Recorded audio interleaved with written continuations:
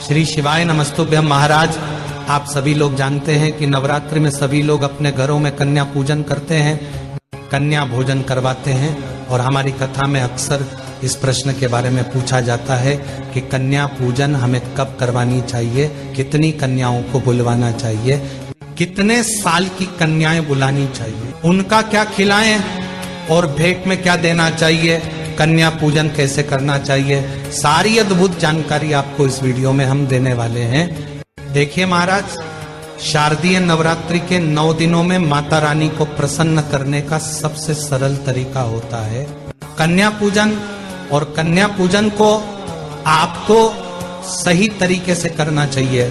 देखिए महाराज, जब भी आप कन्या को अपने घर पर बुलाएं और वह आपके घर पर आए तो सबसे पहले आप उनके पैरों को किसी पात्र में जरूर अपने हाथों से धुलवाएं। और अगर आप चाहे तो दूध और गंगा जल भी इस जल में मिला सकते हैं। और साथियों, बाद में इस जल को आप अपने पूरे घर में छिड़क सकते हैं और बचे हुए जल को किसी पेड़ में जाकर डाल सकते हैं। महाराज, ये बहुत ही शुभ माना जाता है और हमारे पूरा घर पवित्र हो जाता है। देखिए महाराज, अब प्रश्न ये आता है कि हमें कितनी बड़ी कन्या बुलानी चाहिए। तो महाराज, आपको छोटी से छोटी कन्या बुलवानी चाहिए। जैसे 2 साल की बच्चियों या 5 साल की बच्चियों, और वैसे तो 10 साल तक की कन्याओं को आप कन्या पूजन के लिए बुला सकते हैं, पर अगर 5 साल से काम की कन्या बुलाए तो और ज्यादा अच्छा रहेगा। आप अपने जैसे ही उनके पैर धो दिए, उसके बाद में आप सभी कन्याओं को टीका लगाएं, उनको अक्षत भी लगाएं और लाल चुनरी उड़ाए। तो महाराज, अब आपको उनको भोजन करवाना है। और महाराज, ध्यान रखना है कि भोजन में आपको लहसुन प्याज का प्रयोग नहीं करना है। और इसके अलावा कन्या भोजन में खीर पूरी या हलवा जरूर होना चाहिए। और उन्हें आराम से भोजन करने दें, खुशी से भोजन करने दें। और उनको जिस चीज की जरूरत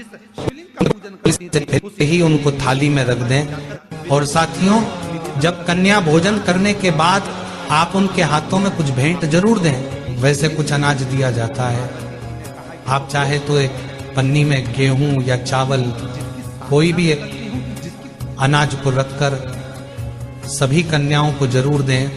ऐसा करने से हमारे घर के धन के भंडार भरे होते हैं। और साथ ही में आप कोई फल जैसे केला या सेब फल और कुछ पैसे भी उनके हाथ में जरूर देकर भेजें। मेरे प्रिय साथियों, अब हम बात करते हैं कि आपको कन्या कितनी बुलानी चाहिए।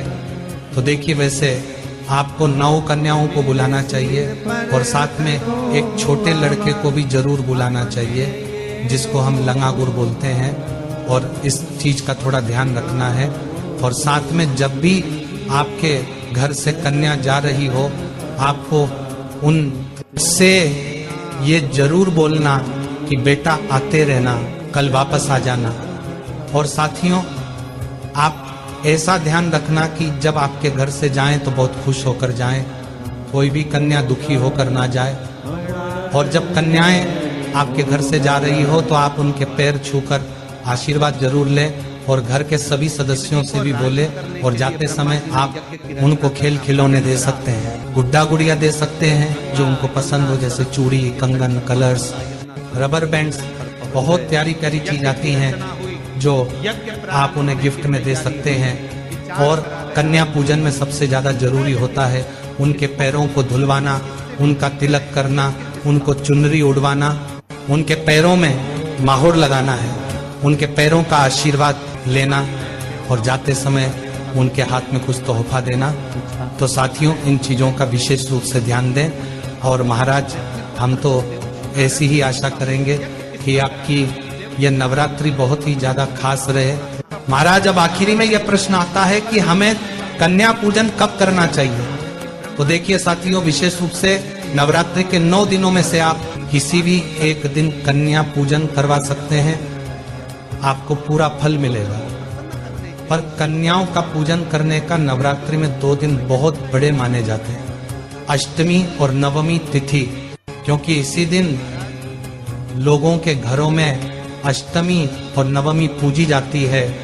और ज्यादातर लोग अष्टमी के दिन ही कन्या पूजन करवाते हैं। तो आप चाहे तो कन्या पूजन अष्टमी या नवमी के दिन भी करवाएंगे तो भी कोई परेशानी नहीं।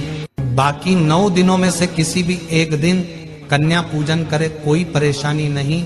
और कन्या पूजन आप किसी भी दिन सुबह 8 बजे से दोपहर 12 बजे के बीच में हो जानी चाहिए, क्योंकि यही शुभ मुहूर्त होता है।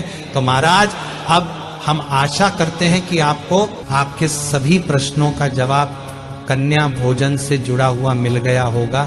पर अभी भी आपके मन में अगर कोई प्रश्न बचा हुआ है तो आप हमसे कमेंट करके पूछ सकते हैं।